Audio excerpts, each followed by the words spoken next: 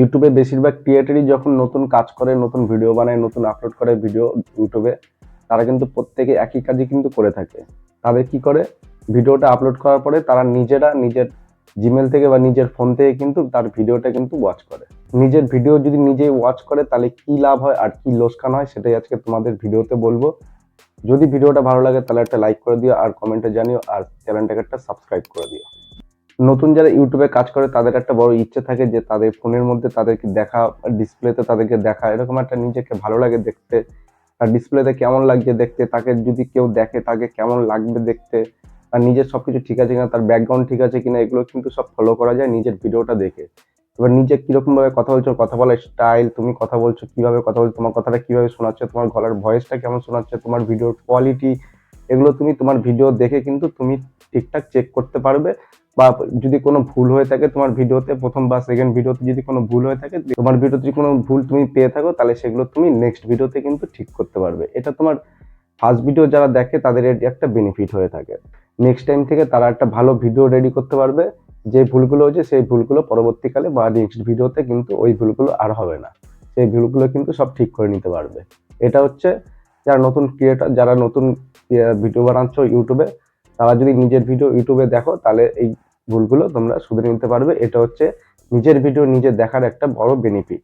নিজের ভিডিও দেখলে কিন্তু তোমার ভিডিওর কিন্তু ওয়াচ টাইমও বাড়বে, আর তোমার ভিডিও কিন্তু বেশি পরিমাণে রিচও দেবে।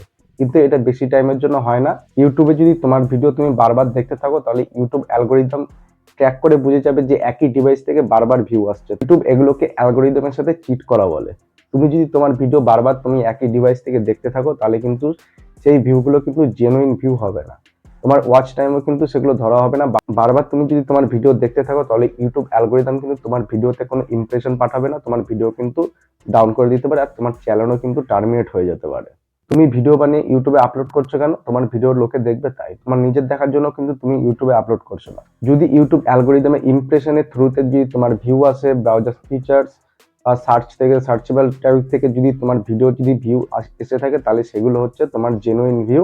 আর সেই জেনুইন ভিউ যদি তোমার হয়ে থাকে তাহলে কিন্তু বেশি পরিমাণে তুমি কিন্তু ইউটিউব অ্যালগোরিদম তোমার ভিডিও কিন্তু বেশি পরিমাণে ইমপ্রেশন পাঠাবে। ইউটিউব অ্যালগোরিদম বেশি পরিমাণে ইমপ্রেশন পাঠায় কখন? যখন তোমার ভিডিওর টাইটেল আর ভিডিওর থাম্বনেল যদি তোমার ভালো হয়ে থাকে, আর তোমার ভিডিওর কোয়ালিটি যদি ভালো হয়ে থাকে, তোমার ভিডিওর মধ্যে যদি কোনো ভ্যালু থেকে থাকে, তবে তোমার ভিডিও ইউটিউব অ্যালগোরিদম কিন্তু বেশি পরিমাণে শেয়ার করবে, বেশি পরিমাণে ইমপ্রেশন পাঠাবে, বেশি পরিমাণে লোকের কাছে পাঠাবে।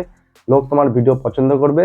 আর লোকে যদি ভিডিও ভিউ করে থাকে তোমার ভিডিও, তাহলে ইউটিউব অ্যালগোরিদম কিন্তু আরো বেশি পরিমাণে লোকের কাছে তোমার ভিডিওটাকে পাঠাবে। তোমার ভিডিও নিজে না দেখে তুমি যদি ইউটিউব অ্যালগোরিদমের থ্রুতে, ইউটিউব অ্যালগোরিদমের ইমপ্রেশনের ফলে যদি তোমার ভিউ এসে থাকে, তাহলে কিন্তু তোমার ভিডিও কিন্তু বেশি তাড়াতাড়ি ভাইরাল হতে পারে।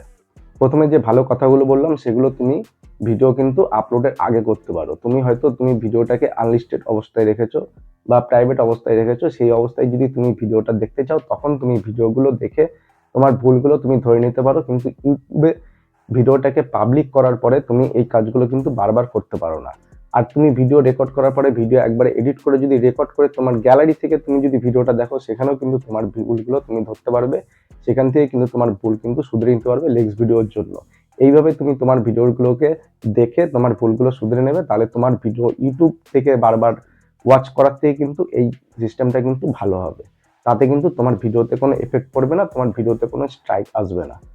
যারা যারা নতুন ক্রিয়েটর আছো, এরকম কাজ করে থাকো, তারা আজকে থেকে এসব বন্ধ করে দাও। এরকম নিজের ভিডিও নিজের দেখার থেকে কিন্তু বেনিফিটের থেকে কিন্তু লস কিন্তু তোমারই হবে বেশি। ভিডিও পাবলিক করার আগে তোমার ভিডিও দেখে নাও, বা তোমার গ্যালারি থেকে তোমার ভিডিও রেডি হওয়া ভিডিওটাকে তুমি দেখে নাও।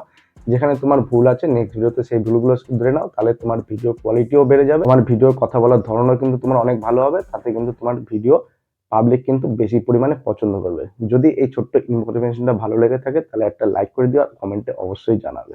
দেখা হচ্ছে একটা পরের ভিডিওতে।